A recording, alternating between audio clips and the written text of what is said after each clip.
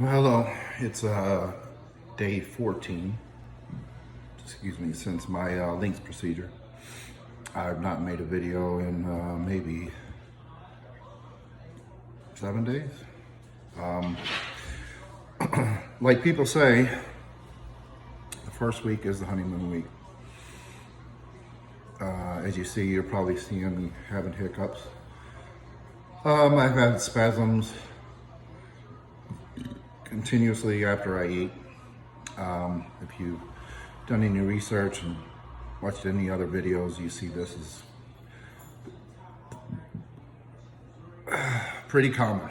I was waiting to have these go away before I wanted to make a video, but let's be real. It was very tough when they come on. It's because of what I've gone through before. I looked around, did more research and see videos and people going through this, and everyone's saying that, you know, it takes up to maybe 2 months or so this go away. I've been practicing having warm tea, really trying to eat food that's goes down easy, applesauce, cottage cheese. But you got to make a real video and just let people know the truth, and that is, hey,